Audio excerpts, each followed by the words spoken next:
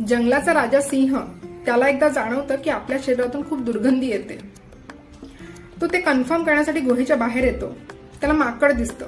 तो माकडाला पकडतो आणि विचारतो की मला खरं खरं सांग, माझ्या शरीरातून खूप दुर्गंधी येते का? माकड घाबरतं. माकड म्हणतं नाही नाही महाराज, तुमच्या शरीरातून तर इतका सुगंध येतो की काय सांगू. सिंहाला कळतं की हा आपली चेष्टा करतोय. तो रागाने त्याला मारून टाकतो. बाजूला हरिण उभं असतं. सिंह हरणाकडे जातो आणि हरणाला विचारतो की तू सांग की माझ्या शरीरातून खूप दुर्गंधी येते का?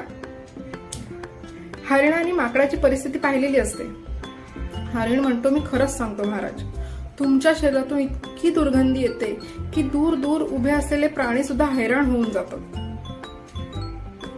सिंहाला ते सत्य सहन होत नाही. रागाने तो हरणाला सुद्धा मारून टाकतो. आता हे सगळं कोल्हा बघत असतो.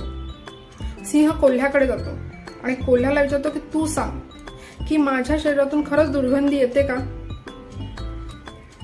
कोल्हा असं वास घेण्याचं नाटक करतो आणि सिंहाला म्हणतो की मी उत्तर दिलं असतं महाराज, पण काय सांगू, गेल्या 3 दिवसापासून मला इतकी सर्दी झालीये की मला कसल्या गोष्टीचा वासच येत नाहीये.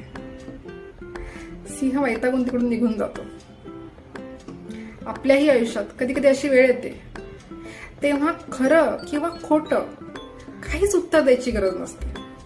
दोन्ही उत्तर दिलं तरी नुकसान आपलंच होणार असतं.